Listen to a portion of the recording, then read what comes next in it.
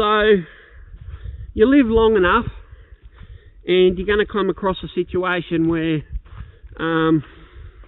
you've left it too long and you've gone and shit yourself, and you have to find your way back to your house or to the nearest toilet and clean yourself up. Now this can create all sorts of tensions in a person and really affect them for years to come if not handled well. There is strategies that you can use to make sure that you minimize the risk of being exposed, or at least being strong enough to just accept the fact that we all from time to time get in situations, unless we're really lucky as an individual, we shit our pants. Now there's two fields of thought which are both important. First is what you'd call prevention or risk minimization, and that's more about how we can make sure when we leave the house and go out into the world that we don't shit ourselves. But that's not so much what I'm going to be talking about today. I'm going to be talking about the second field, which is what to do once it's happened.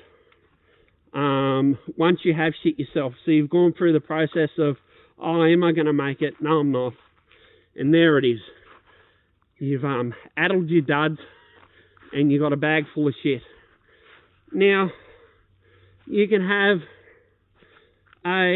depending on the consistency of the shit, there's different strategies you can use to work around this. But generally, we'll look at something that's contained in your pants and is not just in liquid format. So if it's contained in your pants, the first thing you want to think of is remain calm, stay still, try and stay away from people because the smell will start emanating. So just remove yourself from the crowd, and then have a think about what actions you're going to take next. Now, if you've got preventative measures, you might have a spare pair of undies or trousers in the car, so that where you'd want to go is the car. Many people think of going to the toilet, but that might be a trap because you're going to have to walk out of there with something around yourself. Generally, it's good to cover yourself. Generally, it's good if you've got a partner there which you can talk to and debrief with, and they can play a part in the recovery process where they fetch you what you need while you head to the toilet. But it's always a good idea to have a plastic bag under the seat of the car. So, look, sometimes the best place to go is not straight to the toilet. Sometimes if it's contained, you want to get yourself to the toilet and then just pull your pants down, try and keep them as clean as possible. Pull your undies down with all the substrate, and actually throw your undies out in the toilet. Now, sometimes they don't flush, but unless you've got your name on them, well, who's going to know? If there's a person in the toilet when you walk in, you just say, when you walk out, you say, don't go in there, someone's left their undies in the toilet, if they don't flush. So that's part of the process that just risk minimization to sort of reputation and stuff like that. So you want to try and flush them, but if you can't, well, you're just going to have to get out of there. But what you want to do is clean yourself up, get rid of all the excess poo. Hopefully you've gone to a place where there is toilet paper, because you'll need that to clean yourself up, or otherwise you'll be using your shirt. In summertime that works because you can take your shirt off and pretend you came shirtless. And yeah, it's a difficult subject, and it's happened to me, and it took me a while to sort of process it and get past it, and there was counselling involved.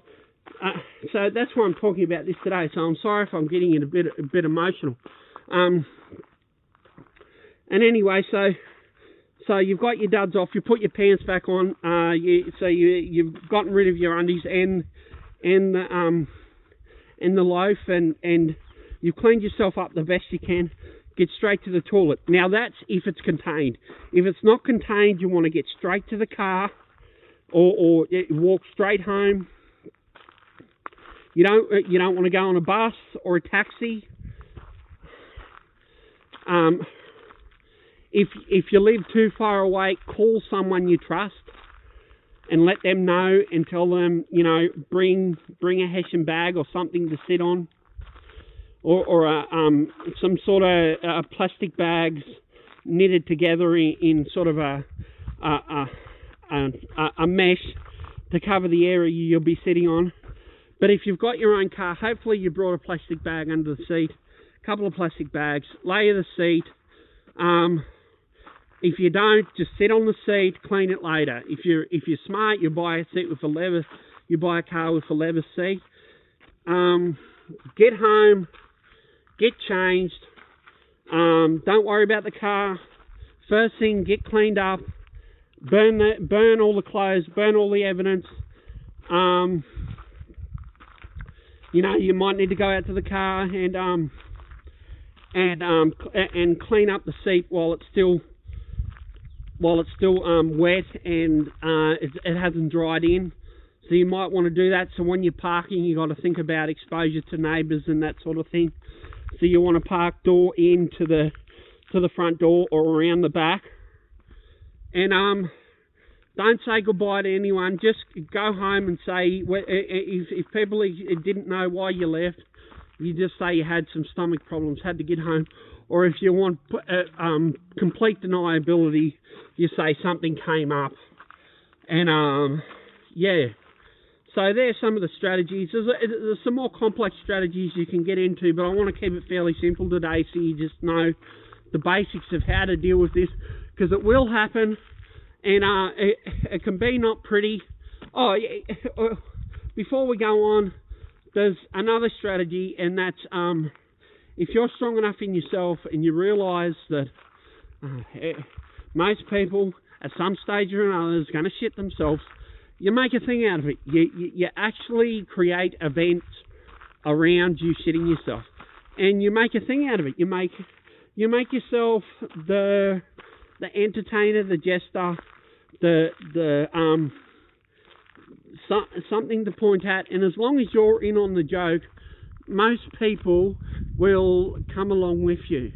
Now, if you're really lucky and you show a bit of, if you're really unlucky and you show a bit of nervousness and you're not fully immersed in the entertainment value of it, what generally tends to happen is you'll end up with nicknames like Shitty Pants Brown I got, and stuff like that. So you just got to be careful. You got to be very confident, and you got to know how to play it.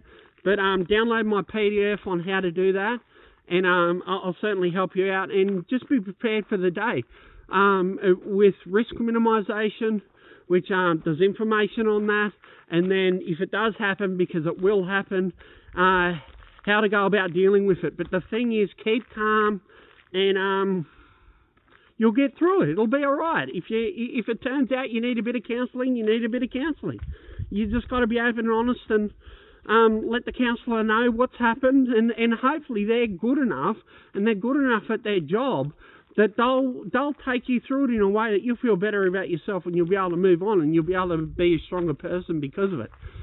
So that's all for today, guys. I hope this is a very helpful video, and I'll see you later.